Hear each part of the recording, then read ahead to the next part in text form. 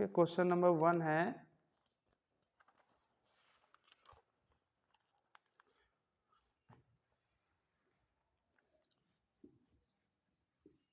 15,18,24 का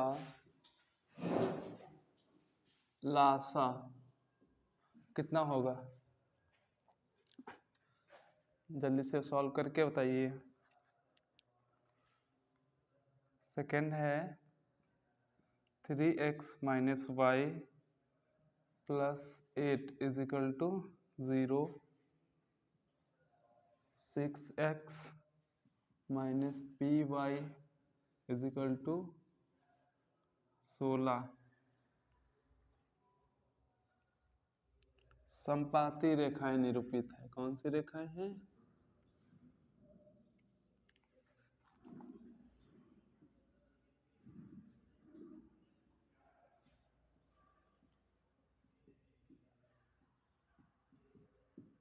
तो P का मान ज्ञात कीजिए।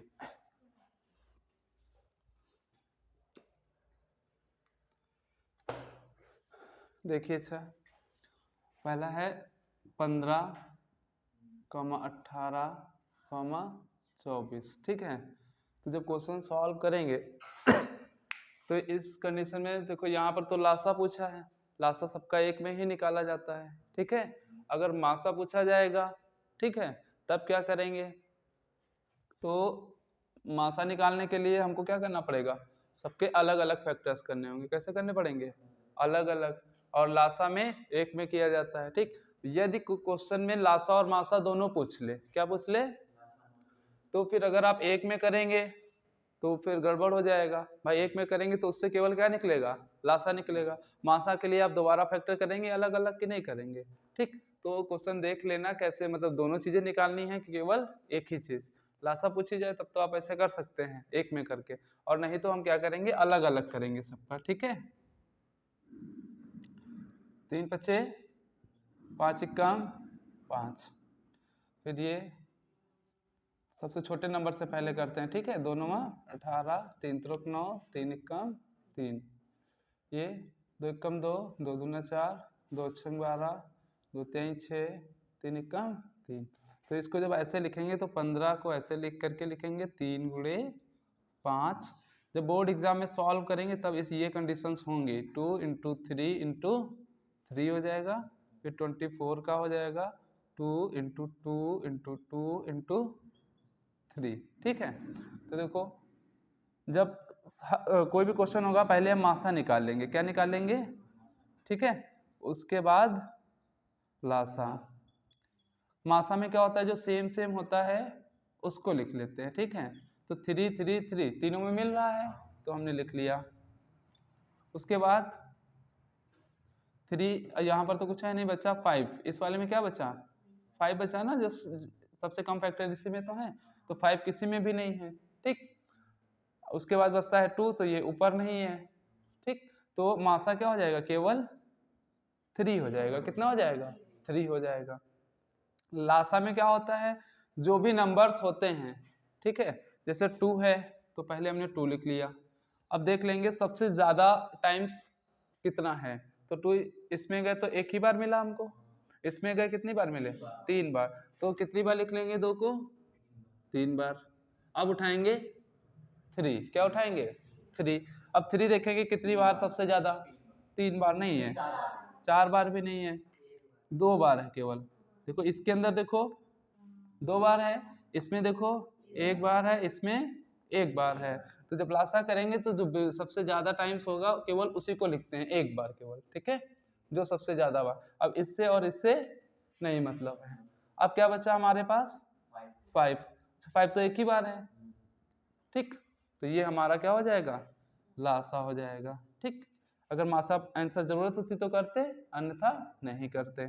अब देखो इसको मल्टीप्लाई करा लेंगे। 2 दूना 4 दूनी 8 हो गया, 3 त्रिक 9, 9 पच्चे 45। अब 8 का पहाड़ा आसानी से पढ़ लेंगे हम। 8 5 40, 8 चौक 32, 32 और 4 36, तो लासा कितना आ गया 360, ठीक है। तो इसका कितना हो गया 360 हो जाएगा, ठीक है। तो ये चीज ध्यान रखना है यहाँ पर कि जो सबसे ज्यादा बार होगा, ठीक है, टाइम्स में होगा, वही संख्या लिखेंगे। केवल एक की देखेंगे, ये नहीं कि जैसे अभी 3 को कितनी बार काउंट कर लिया था, 4 बार। इस तरह से रहे कि जितना है सबको जोड़ करके लिख लेंगे, ठीक है। एक लाइन, एक किसी एक नंबर्स के जो फैक्टर्स होंगे उसमें सबसे ज्यादा टाइम्स कितनी बार आया वो चेक करेंगे। अब देखो उसके बाद ये जो दूसरा क्वेश्चन है इसको नोट करना है, नोट कर लो, तब तक रोक दिया करो उसको।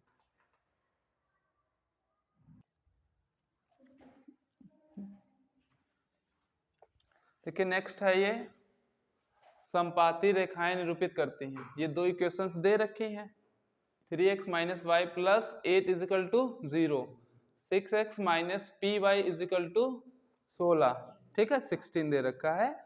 ये दो इक्वेशंस हो गई। अब बताना है कि इसमें हमें p की वैल्यू फाइंड करनी है। क्या फाइंड करने हैं? p की वैल्यू।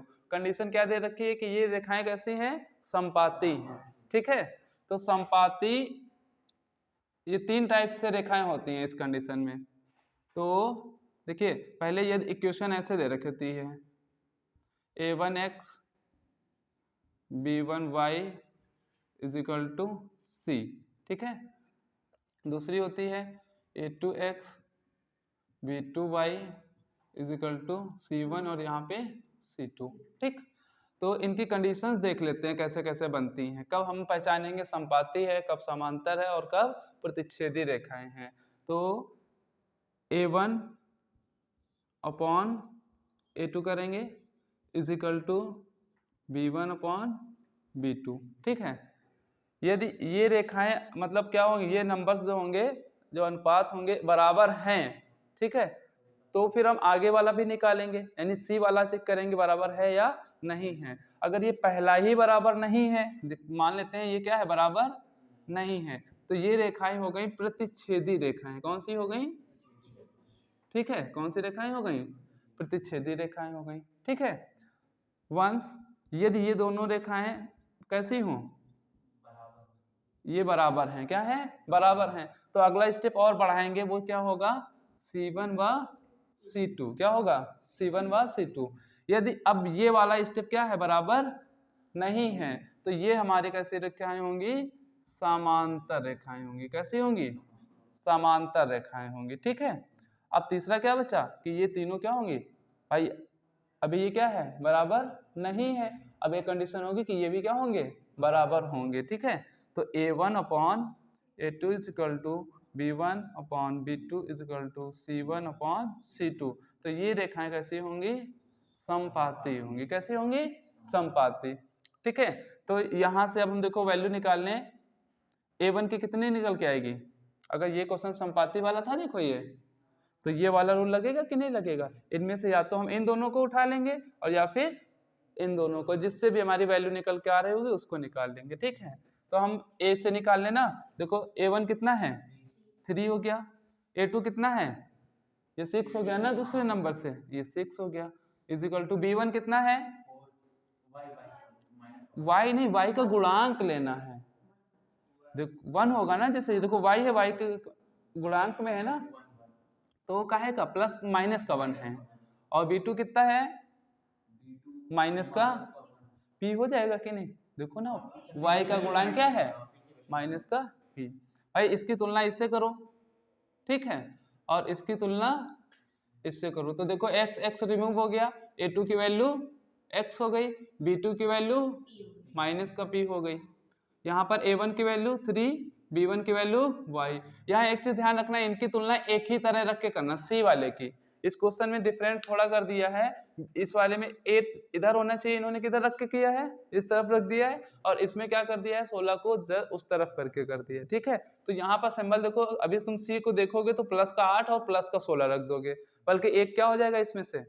माइनस हो जाएगा। हो जाएगा कि नहीं हो जाएगा? अगर हम इसको इधर ले जाएं तो 8 माइनस का हो जाएगा, अगर इसको अंदर लाएंगे तो 16 माइनस का हो जाएगा कि नहीं हो जाएगा? तो तुलना एक जैसी क्वेश्चन करके करना, ठीक है। अब देखो ये माइनस और माइनस क्या हो जाएगा?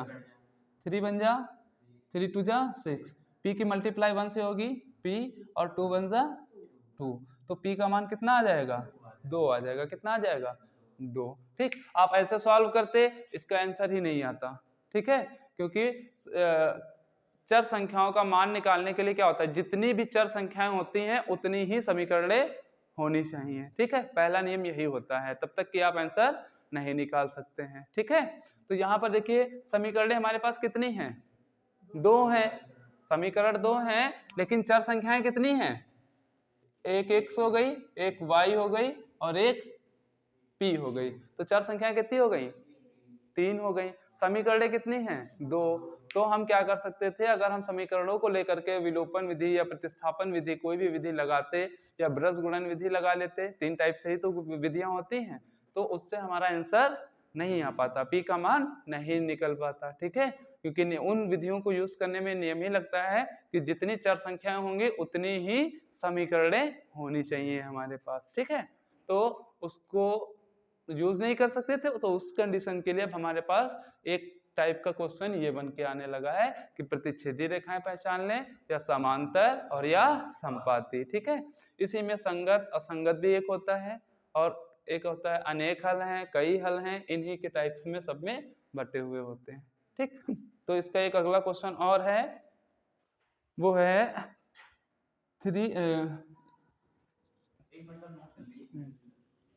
1 मिनट जस्ट,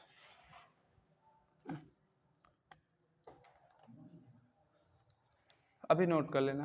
क्वेश्चन है 3x + 2py बराबर 2 है। ठीक है, अगला है 2x + 5y + 1 = 0। ठीक, इसमें पूछा है समांतर रेखाएं। क्या पूछा है, समांतर रेखाएं, और वैल्यू हमसे p की पूछा है। किसकी, इसमें भी एक p संख्या आ गई ना, देखो।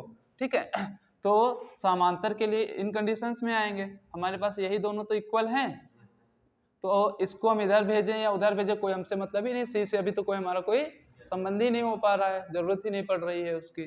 तो यहाँ पर देखो क्या करेंगे, a की वैल्यू कितनी हो गई, 3 हो जाएगी, यहाँ से तुलना करेंगे अगर। ठीक है, तो ये 3 हो गया, अपॉन में a2 कितना है, 2 हो जाएगा, = b1 कितना है, 2p। जो देखो तुलना जब करते हैं तो जो सेम सेम होता है उसको हटा देते हैं, क्या कर देते हैं, हटा। तो y हमने हटा दिया, बचा क्या, 2p बचा, तो ये हो गया 2p, अपॉन में कितना हो जाएगा, b2 कितना है, 5 है। ठीक, अब देखो यहाँ पर हमारे पास क्या है, एक ही क्वेश्चन तो यहाँ से बन रही है और चर संख्याएं भी कितनी हैं, एक ही तो है इसमें, तो आराम से आंसर आ जाएगा कि नहीं आ जाएगा। तो चेक करते हैं, 5 3 और ये दो नीचे लेके आएंगे। ठीक है, तो यहाँ कितना हो जाएगा, 4, और इधर क्या बच गया, p, तो p की वैल्यू कितनी हो गई, 15/4 हो गई। ठीक है, तो इस तरीके से भी हम क्या करेंगे, मान निकालेंगे इन चीजों को, जब क्वेश्चन में नाम दे रखा होगा कि कैसे करना है। ठीक, मान लो ये नहीं भी दे रखा है और इसी में ऐसे ही पूछ ले p का मान ज्ञात करो, तो इस तरह से ज्ञात कर लेंगे।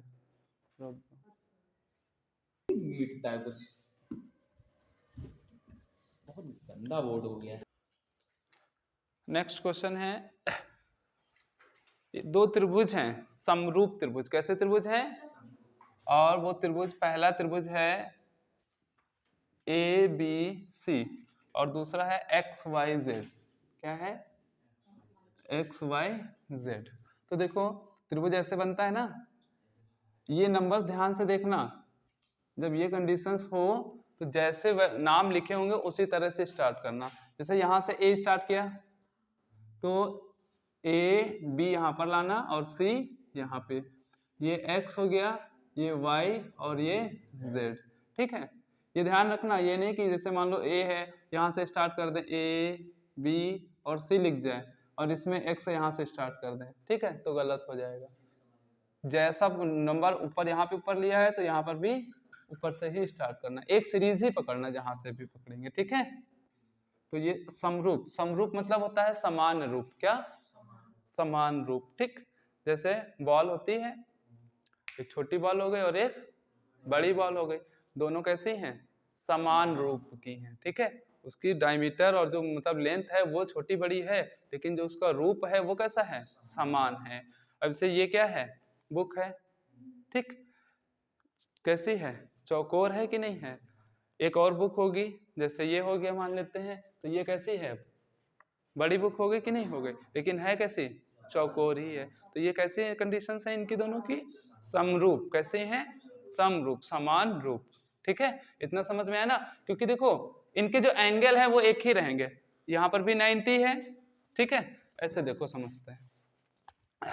जैसे हमने ये वर्ग बनाया, वर्ग में कितना होता है, 90 डिग्री होता है। अब चाहे जितना बड़ा वर्ग बना लो, एंगल तो 90 ही रहेगा ना, रहेगा कि नहीं रहेगा। ठीक है, और साथ में रेशियो भी सेम रहता है। क्या रहता है, रेशियो साइड। जैसे ये साइड होगी, ये साइड होगी, बट्टे में रखेंगे ऐसे ऐसे करके, इसको बट्टे में रखेंगे, तो ये कैसी चलेंगी, बराबर में चलेंगे। ठीक है, तो वो समरूप हो जाएगा। क्या हो जाएगा, समरूप हो जाएगा। तो ये दो त्रिभुज हैं ABC, और दोनों कैसे हैं, समरूप हैं। अब हमारे पास एंगल दे रखा है, क्या दे रखा है, एंगल दे रखा है, और एंगल आपका है ए एंगल 75 है। कितना है, ये कितना हो गया, 75 हो गया। और y एंगल है 57, y कितना है, ये हो गया 57 हो गया। इतना क्लियर। तो हमसे पूछा है एंगल C का मान, किसका पूछा है, angle C is equal to question mark. ठीक है, तो अच्छा देखो, जब हमें त्रिभुज के बारे में दे रखा है तो त्रिभुज के ही तो कोण निकालेंगे ना। और त्रिभुज के पहला ही नियम होता है कि तीनों कोणों का योगफल कितना होता है, 180। तो हमसे C पूछा है, तो C वाले को उठाएंगे। किसको उठाएंगे, C वाले को हमने उठाया, तो angle A plus angle B plus angle C is equal to 180। ठीक है, ये मेंशन हो गया। अब हम देखेंगे हमें क्या क्या इसमें से पता है और क्या नहीं पता है। अच्छा, C तो हमको क्या करना है, निकालना ही है, तो उससे तो कोई मतलब ही नहीं रहा। बाकी हमको A और B पता होना चाहिए। क्या पता होना चाहिए, A और B। उसके लिए A तो हमको दे रखा है, देखो दे रखा है कि नहीं, 75 डिग्री। अब ये हमारे पास बचा क्या, एंगल B बचा। B कहाँ से आएगा, तो B के लिए देखो अभी हमने बताया ये दोनों कैसे हैं, समरूप हैं। तो देखो जो एंगल ये होगा वही एंगल ये होगा कि नहीं होगा, और जो एंगल यहाँ होगा वही एंगल यहाँ होगा। तो एक कंडीशन ऐसे ध्यान रखना, एंगल A जो होगा वो एंगल X के बराबर, एंगल B जो होगा एंगल Y के, एंगल C जो होगा एंगल Z के। ठीक, बाई चांस Z हमसे पूछ लेता तो हम लिखते X Y Z, और X को X की जगह 75 लिख लेते, Y हमको दिया ही था, और Z निकला था कि नहीं निकला था। ठीक, तो या C और Z दोनों ही पूछ ले क्या, तो हम देखो अब Y की बराबर में क्या, B का मान कितना हो गया हमारे पास, 57 हो गया। तो B का मान देखो हमने क्या लिख लिया, 57 लिख लिया कि नहीं लिख लिया। क्लियर हुआ ना कैसे आया। अब क्या करेंगे, अब तो हमारा बेसिक लग गया।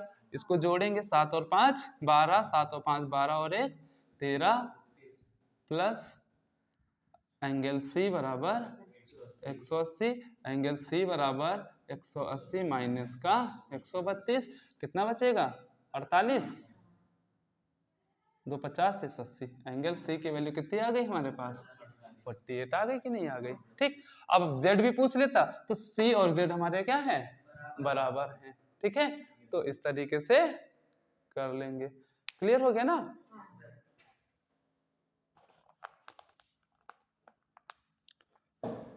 नेक्स्ट क्वेश्चन है,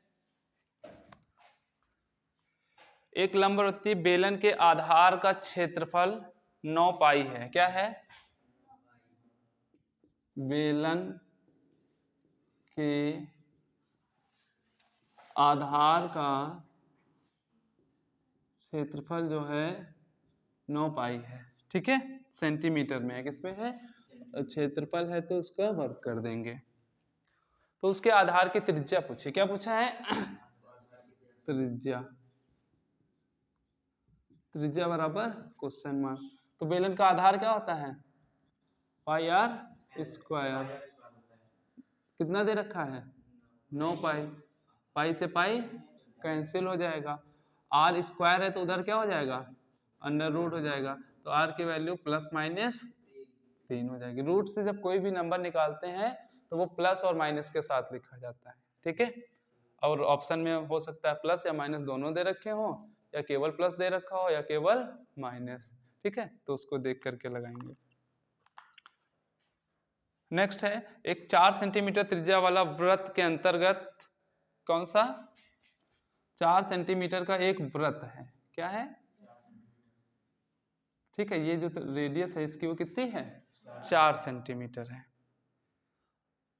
अंतर्गत खींचे जा सकने वाले वर्ग का क्षेत्रफल पूछा है, क्या पूछा है, ठीक है, इसके अंतर्गत मान लेते हैं एक ऐसे वर्ग बनता है, क्या बनता है ये,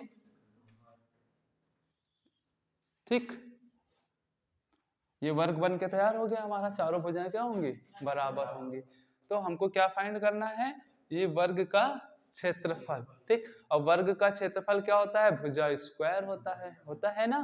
तो भुजा स्क्वायर कैसे पता चलेगा, अच्छा देखो अगर हम इसको इधर मिलाएं एक कॉर्नर पे और एक ये कॉर्नर पे मिला दें, ठीक है, ये क्या है त्रिज्या ही तो है, और ये कितनी थी 4 और ये कितनी थी 4, तो कितना हो गया 8, क्या हो गया व्यास 8 हो गया। अगर हम इसके वर्ग की बात करें तो इसके अंदर क्या हो गया विकर्ण 8 हो गया कि नहीं हो गया, ठीक है। अच्छा ये भुजा कितनी होगी, मान लेते हैं हम ए ही तो रहेगी, दोनों ए ही रहेंगी जब वर्ग है, ठीक है। तो यहां से देखो वर्ग में एंगल कितना होता है 90 डिग्री, तो पाइथागोरस थ्योरम लग रही है कि नहीं लग रही है, तो हम उठा के लगा देंगे कर्ण स्क्वायर इज इक्वल टू लंब स्क्वायर प्लस आधार स्क्वायर। तो कर्ण कितना है हमारे पास 8 है कि नहीं है, और लंब ए स्क्वायर आधार भी ए स्क्वायर, तो ये 8 अट्ठे 64 हो जाएगा, आधार कितना हो गया ये 2a स्क्वायर हो जाएगा,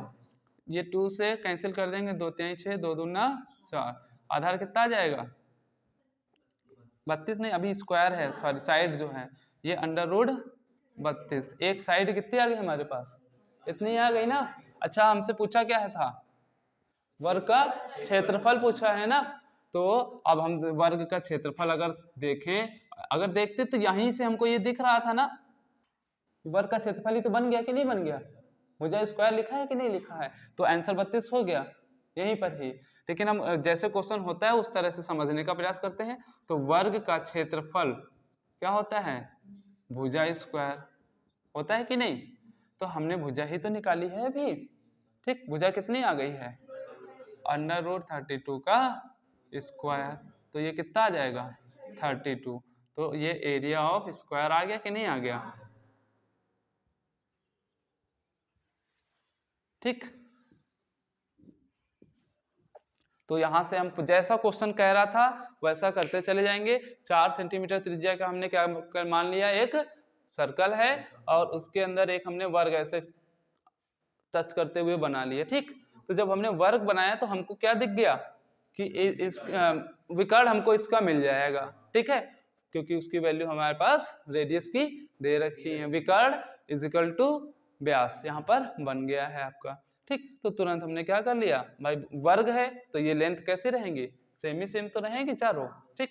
तो हमने अब हमको क्या चाहिए भुजा चाहिए, अगर भुजा पता चल जाए तो हम उसका स्क्वायर कर देंगे, वो उसका क्या हो जाएगा एरिया हो जाएगा। तो उसके लिए हमने क्या लगा दिया तुरंत थ्योरम लगा दी, ये दे ही रखा था 8, 4 और 4 मिलके 8 हो गया कर्ण, तो 8 का स्क्वायर 64 हो गया, a और a स्क्वायर मिलके 2a स्क्वायर कैंसिल करके 32 हो गया, यहाँ से निकला a स्क्वायर। अभी हमको क्या चाहिए साइड चाहिए थी पहले, तो तुरंत हमने क्या किया स्क्वायर इधर रिमूव कर दिया, ठीक। अगर विकल्प का क्वेश्चन है तो आप यहाँ से देख करके 32 टिक कर सकते हैं, लेकिन अगर सॉल्व कर रहे होंगे क्या करेंगे सॉल्यूशन कर रहे होंगे तो फिर पहले हम साइड निकालेंगे और साइड निकालने के बाद ये वर्ग का क्षेत्रफल रखेंगे फार्मूला और फिर उसके बाद आंसर आएगा, ठीक है।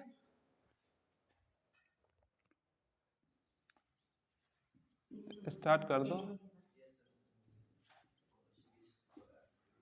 Cosec square theta minus cot square theta 1 minus cos square theta value find करनी है, ठीक है। इन क्वेश्चंस में देखो ज्यादा कुछ नहीं है, एक नंबर का क्वेश्चन है, सॉल्व भी नहीं करना होता है, ऐसे ही आ जाता है, ठीक है।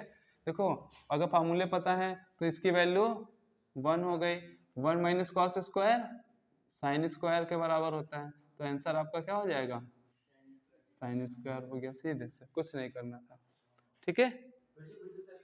देखिए cosec square theta minus cot square theta की वैल्यू कितनी होती है 1, ठीक है। तो इसकी जगह हमने क्या लिख लिया 1, ये ब्रैकेट लगा है तो इंटू हो गया, और 1 माइनस कॉस स्क्वायर की वैल्यू कितनी होती है, साइन स्क्वायर थीटा। तो इन दोनों की जगह पर क्या हो गया, साइन स्क्वायर, 1 से मल्टीप्लाई कराएंगे तो साइन स्क्वायर थीटा ही होगा, तो साइन स्क्वायर थीटा आपका आंसर हो जाएगा।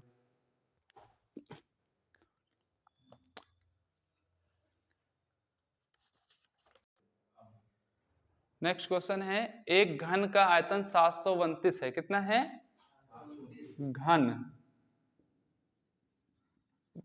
का आयतन 729 है, ठीक है।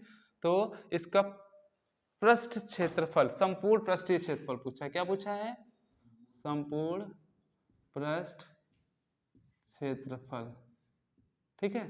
तो घन का आयतन क्या होता है, भुजा क्यूब हो गया बराबर में 729, ये 729, ये क्यूब उधर जाएगा तो ये जो लगती है करड़ी, ये क्यूब के अंदर 3 लिख दिया जाएगा, कितना, 3, यानी कहने का मतलब है इसके अंदर से 3 के जोड़े निकलेंगे, किसके निकलेंगे, 3 के। जब हम केवल ऐसे लगाते हैं तो जब कुछ नहीं लिखा होता है तो वहां पे 2 मतलब लिखा होता है, कितना होता है, 2, ठीक है। जैसे हम नंबर्स में गिनते हैं, x के आगे कितना लिखा होता है, 1 लिखा होता है, अगर कुछ नहीं लिखा है तो 1, लेकिन जहाँ पे रूट लगा हुआ होता है उसकी शुरुआत कहाँ से होती है, 2 से, कहाँ से स्टार्ट होता है वो, 2 से, तो यहाँ कुछ नहीं लिखा है तो 2 लिखा है, आगे का नंबर आएगा तो 3 लिख दिया गया, 4 होगा तो 4 लिख देंगे, तो 4 के जोड़े निकालेंगे, ऐसे 3 के निकालेंगे। तो ये पहले हम भुजा निकाल लेते हैं, तो इसके फैक्टर कर लें तो ये किसका दिख रहा है, 9 का दिख रहा है, तो हमने 9 इंटू 9 3 टाइम्स ऐसे लिख लिया, ठीक है। जब सॉल्व करेंगे तो ऐसे करेंगे, तो यहाँ से ये कितना आ जाएगा, 9, भुजा कितनी आ गई आपकी, 9। अच्छा, संपूर्ण पृष्ठीय क्षेत्रफल होता कितना है, बताओ देख के, संपूर्ण पृष्ठीय क्षेत्रफल 6 गुणे भुजा स्क्वायर होता है वैसे, ठीक है, चेक कर लीजिए, 6 इंटू भुजा कितनी आई है, 9 है, ये स्क्वायर हो गया, 9 9 जा 81, 6 1 जा 6, छठे तो कितना आ गया, 486, कितना आ गया, ठीक है, 486। अच्छा, क्षेत्रफल होगा वो किसमें होगा, सेंटीमीटर वर्ग में होगा, मीटर दिया होगा तो मीटर वर्ग हो जाएगा, सेंटीमीटर होगा तो सेंटीमीटर वर्ग हो जाएगा, ठीक है, क्लियर हो गया, उसको रोक दो। नेक्स्ट क्वेश्चन है, 2 अंकों की एक संख्या है, क्या है, ठीक है, 2 अंक मतलब जैसे 28 93, ठीक है, 11 से लेके 99 तक की कोई भी हो सकती है संख्या, ठीक है। तो 2 अंक हो गए, उसमें क्या हो गए, 2 अंक। तो कंडीशन है 2 अंकों की एक संख्या, मतलब संख्या के अंकों का योग 12 है, क्या है, अंकों का योग 12 है। तो हम पहले संख्या के बारे में देख लेते हैं। तो माना, अब संख्या किससे मिलके बनती है, जो पढ़ना स्टार्ट करते हैं संख्या, क्या आप कैसे पढ़ते हैं, इकाई दहाई सैकड़ा हजार ऐसे पढ़ते हैं कि नहीं पढ़ते हैं। तो 2 अंक में कितने नंबर्स हो गए आपके, इकाई और दहाई, ठीक है। तो माना इकाई x हो गई और दहाई y हो गई, ठीक है। अब आती है संख्या। अच्छा, संख्या कैसे बनती है, दहाई गुणे 10 प्लस इकाई, ऐसे ही तो बनेगी। ये 10 समझ में आ रहा है ना, दहाई में 10 से गुणा कराएंगे, ठीक है, क्योंकि दहाई हमने क्या माना है, y, तो ये हो गया 10 y, और इकाई x माना है तो x हो जाएगा, ठीक है। तो इस कंडीशन जब हम इकाई x मान रहे हैं दहाई y, तो संख्या 10y प्लस x हो जाएगी।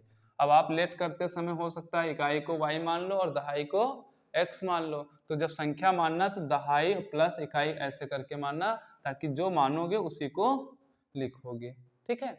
तो आपकी तीनों चीजें हो गई ना, इकाई हो गई, दहाई हो गई और संख्या, तीनों चीजें पता हो गई ना अभी तो चर संख्याओं के रूप में। अब इक्वेशन को आते हैं, उसमें कह रहा है कि अंकों का योग कितना है, 12 है। अब अंक हमारे क्या थे, इकाई और दहाई।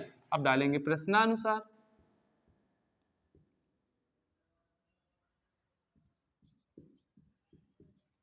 ठीक है, क्या कह रहा है, x प्लस वाई, इकाई प्लस दाई, योग है ना, योग का मतलब प्लस हो गया, कितना है 12 है। ये क्वेश्चन 1 बन गई। ठीक है, अगली कंडीशन में कह रहा है अंकों का स्थान बदल देने पर, क्या, तो पहले संख्या हमारे पास क्या थी, 10y प्लस एक्स थी, अब क्या हो गई 10x प्लस वाई। भाई संख्या के अंक बदलेंगे ना, इकाई दहाई की जगह हो जाएगा दहाई इकाई की जगह। तो अभी तो हमने जितना कह रहा था उतना लिख लिया है। ठीक है, संख्या अंकों का स्थान बदल देने पर प्राप्त संख्या, ये प्राप्त संख्या है ना, दी गई संख्या से 18 अधिक है। ये संख्या पहले से दी गई थी, इससे ये वाली क्या है 18 अधिक है ना, तो इसको हम क्या कर देंगे, 18 ये अधिक है तो प्लस 18 इसमें करेंगे। ठीक, और या फिर हम इसमें माइनस 18 कर लें। ठीक है, तभी तो ये दोनों बैलेंस में हो पाएंगे ना, बराबर में ही तो रखना है। ये क्वेश्चन पहले से ही कह रहा है कि 18 क्या है अधिक है, तो चाहो तो यहाँ पर प्लस 18 कर लो, या मान लो कि इसको हमने पक्षांतर कर दिया उधर, तो वो माइनस का 18 हो जाएगा। तो ये इक्वेशन बन जाएगी इतने। तो इसको हम इधर ना लिख करके इस तरफ जो कर रहे हैं। ठीक है, अब हमें संख्या ज्ञात करनी, क्या ज्ञात करनी है, अब सॉल्व करते हैं। एक इक्वेशन बन गई, दूसरी बना लेते हैं। ये हुआ 10y, एक y इधर आ जाएगा, ये माइनस का, प्लस का x इधर आएगा, माइनस का 10x बराबर में माइनस का 18। बच गया कि नहीं बच गया, तो ये कितना बचेगा 9x, ये y है 9y माइनस का 9x माइनस का 18, 9 कॉमन मिल जाएगा, y माइनस x बराबर माइनस का 18, 9 कम 9, 9 दूनी 18, तो y minus x equal to minus का 2 हो जाएगा। अच्छा, इसको इधर लिख लें, इसको इधर कोई दिक्कत ही नहीं है ना, क्योंकि यहाँ y है पहले, तो इसीलिए हम इसको भी चेंज करके लिखे ले रहे हैं, y plus x equal to 12। ठीक, तो अब समीकरण 1 व 2 को, ठीक है, अब दो समीकरण 1 व 2 को क्या करेंगे, जोड़ेंगे या घटाएंगे, वो डिपेंड करता है कि हम किसको मैच कर रहे हैं, बैलेंस किसको कर रहे हैं, y को बराबर कर रहे हैं या x को। अगर हम y को लेकर के चलें, किसको, तो y के सामने सिंबल कैसे हैं, एक जैसे हैं, तो फिर हमको माइनस करना पड़ेगा। यानी सिंबल अगर एक जैसे होंगे तो समीकरणें क्या हो जाएंगी, माइनस होंगी, और यदि सिंबल कैसे हैं दोनों के अलग अलग हैं तो फिर वो समीकरणें जुड़ेंगी। यानी समीकरणें कब जोड़नी है और कब घटानी है, उसके लिए याद रखिएगा कि जब सिंबल कैसे होंगे एक जैसे तो समीकरणें घटेंगी, और जब सिंबल अलग अलग होंगे तो समीकरणें जुड़ेंगी। तो यहाँ पर दो कंडीशंस हैं, हमारे पास एक y है और एक x है। अब हमने अभी अगर हम y को लें, किसको लें, y, तो y को लेने पर समीकरण हमको घटानी पड़ेंगी, और यदि हम x को लें तो सिंबल कैसे हैं, देखो अलग अलग है तो जोड़नी पड़ेंगी। ठीक है, तो अब माइंड में हमारे होगा ना, हम किसको देख करके क्वेश्चन सॉल्व कर रहे हैं वहां पर, तो हम यहाँ पर x को देख के सॉल्व कर रहे हैं, तो लिख दिए हैं समीकरण 1 प्लस 2 से। ठीक है, 1 व 2 को जोड़ने पर तो इक्वेशन हो गई y प्लस एक्स बराबर 12 और y माइनस एक्स बराबर माइनस का 2। जब जोड़ रहे हैं तो कोई चेंज नहीं करते हैं, जो यहाँ पर निशान लगाते हो चेंज करते हो तो वो केवल घटाने में चेंज करते हैं, किसमें, घटाने में। जब ऐड करते हैं तो कुछ भी नहीं करते, जैसा रहेगा उसी तरह। तो ये देखो कैंसिल हो गया, ये जोड़ रहे हैं तो 2y मिलके y 2y हो जाएगा, और यहाँ पर कितना हो जाएगा 10 बचेगा, 2 पंचे 10, तो y इज इक्वल टू 5 आ गया। अब लिखेंगे y का मान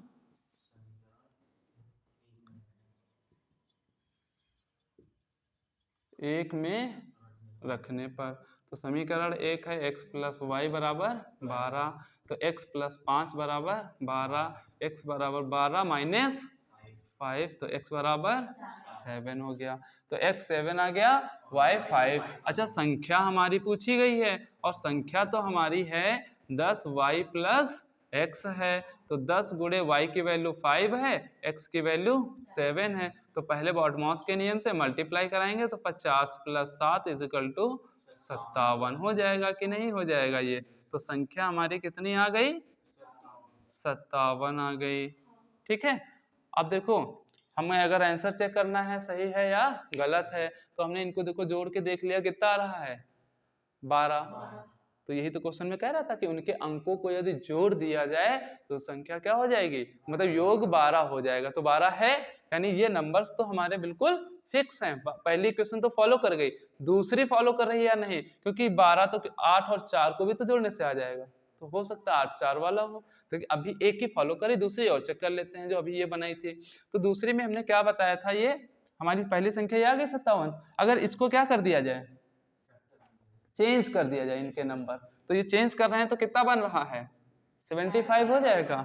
अच्छा, इनको लेस करके देख लें अंतर कितने का है। 15 में से 7 गया 8 बचेगा, 6 में से 5 गया 1, 18 आया। अच्छा देखो, ये पहले वाली संख्या है, ठीक, पहले 57 है और ये आगे कितनी है, 75 है। तो देखो ये 18 अधिक आ रही कि नहीं आ रही है। मूल संख्या से यदि इसके स्थान बदल दिए जाएं तो जो नई संख्या होती है वो 18 ज्यादा होती है। तो देखो 18 ज्यादा है कि नहीं, ये वाली है, हाँ है कि नहीं। तो ये समझ में आया ना, यहाँ पे माइनस क्यों किया था, क्योंकि वो ऑलरेडी ज्यादा थी, तो इसीलिए हमने उसमें क्या कर दिया, माइनस कर दिया, तभी तो ये दोनों बराबर हुए थे। ठीक है, तो क्लियर हो गया ना, देखो यहाँ से कि हमारा आंसर क्या है, करेक्ट है। ठीक, तो इस तरीके से इसको सॉल्व करेंगे।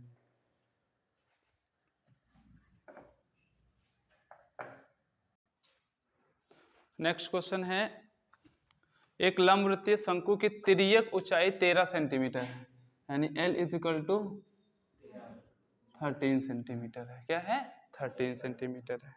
संपूर्ण पृष्ठ जो है 90 पाई दे रखा है। अच्छा, ये किसके लिए है, शंकु के लिए। किसके लिए है,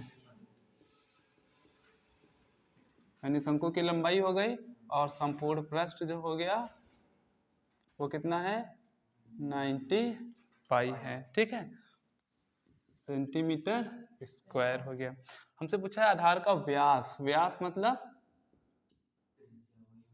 डी। ठीक है, ये हमसे पूछा गया है। अब डी के रूप में कोई फार्मूला नहीं है, फार्मूला हमारे किसके रूप में है, त्रिज्या के रूप में है। तो डी बराबर क्या होता है, 2r, यानी r हमको फाइंड करना है किसी भी तरीके से, r निकल आए तो d आ जाएगा।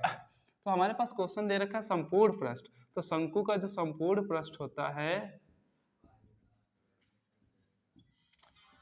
पाई r l प्लस r, क्या होता है, ठीक। शंकु का कितना दे रखा है, 90 पाई है, ये पाई हो गया, r हो गया, l की वैल्यू हमारे पास दे रखी है 13 प्लस r हो जाएगा, पाई से पाई कैंसिल हो गया, ये 90 हो गया, ये क्या हो जाएगा 13r, ये r स्क्वायर, ये 90 उधर जाएगा तो काहे का हो जाएगा, माइनस का। तो 90 कैसे फैक्टर करो कि 13 आ जाए घटाने पर, कितना, तो कितना आ जाएगा, 2 चौके 8, 2 पंचे 10, 3 एकम 3, 3 पचे 15, 3 पचे 15, 5 एकम 5, कितना आ रहा है, माइनस करने पे 13 आना चाहिए।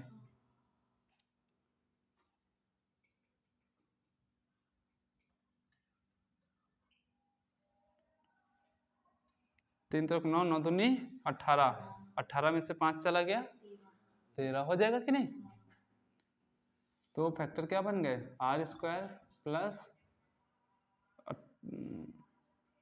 18 पंचे 90, 18 माइनस 5 बन गया ना।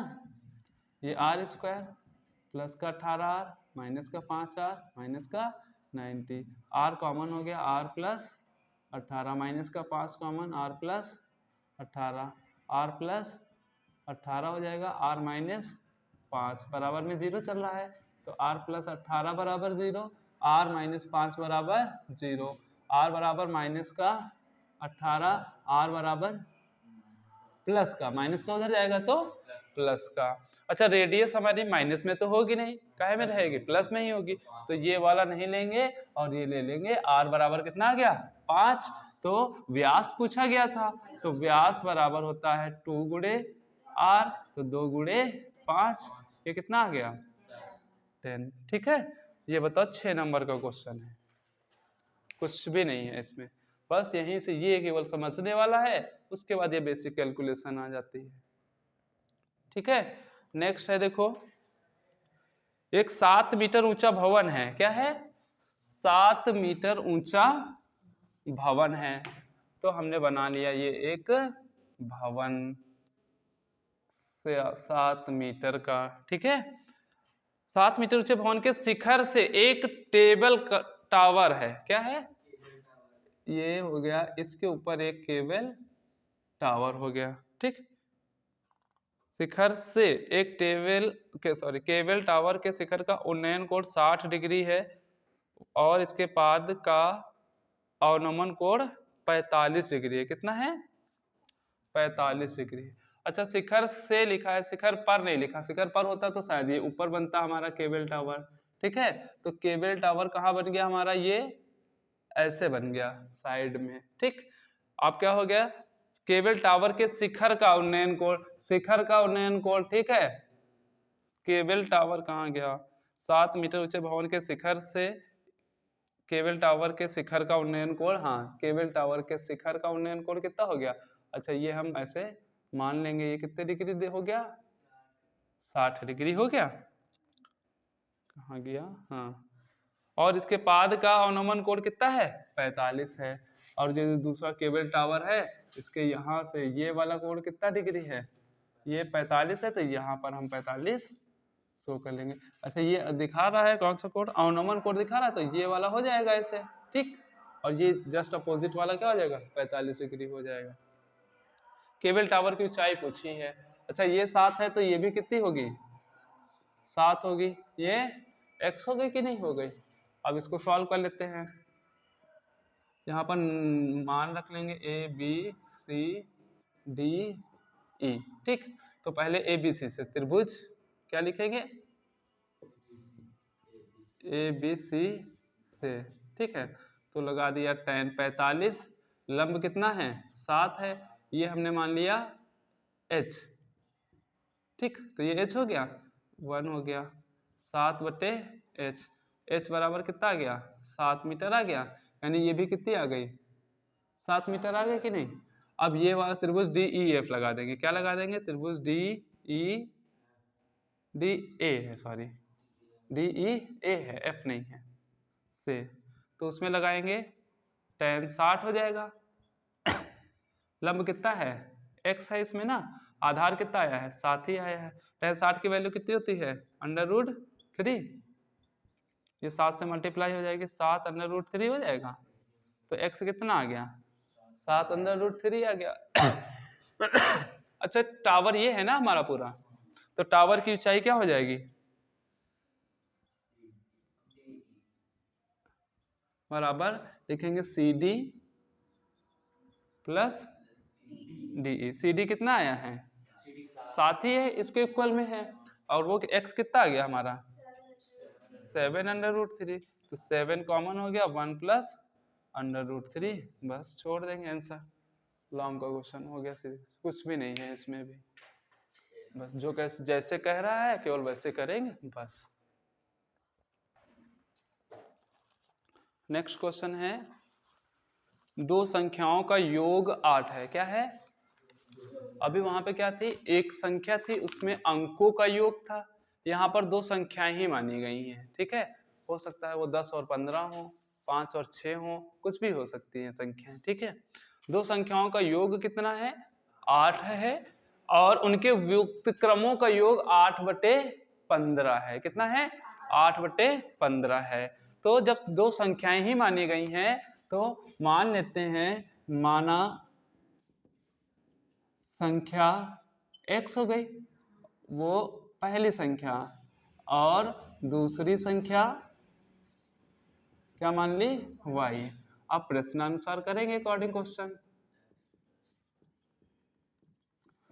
पहली कंडीशन कह रहा है कि दो संख्याओं का योग 8 है, तो संख्या हमारी पहली x, दूसरी y है, और योग का मतलब प्लस हो गया, कितना हो गया? 8 हो गया, क्योंकि ये हो गया क्वेश्चन नंबर 1।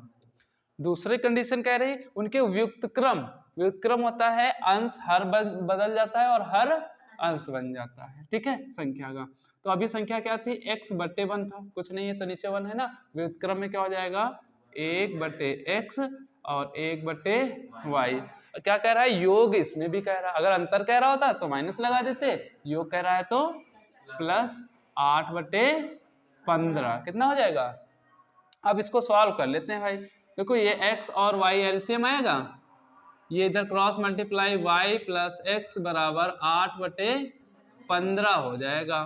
तो देखो x प्लस वाई बराबर कितना है, 8 है कि नहीं है। अगर हम यहीं से इक्वेशन ना बनाए, सॉल्व करना स्टार्ट कर दे, क्या करते हैं, क्योंकि हमें सेम सेम दिख ही रहा था, अगर चाहें तो इसको 8 उठा के यहाँ पर हम रख सकते हैं। देखो ये हो जाएगा 8 हो जाएगा यहाँ पर, बराबर नीचे क्या है एक्स वाई है, 8 ये कैंसिल, एक और एक आ जाएगा, ये 15 इधर हो गया, एक्स वाई इधर हो गया। अच्छा यहाँ से अभी हमारा कोई वैल्यू तो नहीं निकली ना, दोनों ही चर संख्याएं हैं, तो यहाँ से एक मान निकाल लो, y बराबर निकाल लेते हैं, तो 8 ये x इधर जाएगा तो माइनस का, ये बन जाएगा कि नहीं। तो y की जगह हम लिख लें 8 माइनस का x, तो क्या हो जाएगा 8x माइनस का एक्स स्क्वायर हो जाएगा कि नहीं हो जाएगा। ये इधर आएगा तो प्लस का, ये इधर आएगा तो माइनस का, और ये पहले से ही लिखा है, इक्वेशन ये बन जाएगी। 15 कैसे फैक्टर करो कि जोड़ करके 8 हो जाए, तो 5 3 तो 5 प्लस 3 ये x हो गया प्लस का 15, तो ये हुआ एक्स स्क्वायर माइनस का 5x माइनस का 3x प्लस का 15 हो जाएगा। x कॉमन हो गया तो x माइनस 5 माइनस का 3 तो x माइनस 5 हो गया और x माइनस 3, ठीक है। तो x माइनस 5 बराबर 0, x माइनस 3 बराबर 0, तो x बराबर कितना आ गया, ये 5 आ गया, और ये x बराबर 3 आ गया, ठीक है। तो यहाँ से अभी क्या निकल के आया, हमारा x निकल के आया ना। अब लिखेंगे x का मान, अगर इक्वेशन मानी है तो हम उसी में रख लेते हैं, x का मान रखने पर, ठीक है, किस में रख रहे हैं, x का मान 1 में रखने पर कर लेंगे, ठीक है, नहीं तो सॉल्व भी कर सकते हैं। तो x प्लस वाई बराबर 8 है, तो x की वैल्यू कौन सी रखें, 5 और 3, कोई भी रख सकते हैं या दोनों भी रख सकते हैं, ठीक है। तो हम x की वैल्यू क्या रख रहे हैं 5 प्लस y बराबर 8, तो y is equal to 8 minus 5 कितना आ गया 3। तो अगर देखा जाए तो लास्ट में जब लिखेंगे संख्याएं जो होंगी आपकी वो क्या होंगी, पहले हमने x मानी थी तो x हमने क्या रखी है 5, 3 हो जाएगा। अगर हम x 3 रख रहे हैं तो 3, 5 आ जाएगा, ठीक है। तो एक ही चीज निकल करके आएंगी, तो यही रख देंगे। तो जो संख्याएं हमारी वो क्या हैं 5 और 3 है। क्लियर हो गया ना। तो देखो इनको जोड़ने पर कितना होगा 8 हो जाएगा। अगर हमको देखो प्रूफ करना है तो देखो ये हो गया, ठीक। दूसरी क्वेश्चन भी तो प्रूफ करेंगे ना, तो 1/5 1/3 करेंगे, एलसीएम लेंगे 15 आएगा, ये 3 प्लस 5 तो 8/15। देखो यही तो हम अभी लाए थे ना, साइड में दे रखा है ना, इनका योग कितना है 8/15, देखो 8/15 आ रहा है, यानी ये जो आपकी संख्याएं हैं वो क्या है सही है एकदम, ठीक है। तो बस अब नेक्स्ट मिलते हैं नेक्स्ट इसमें।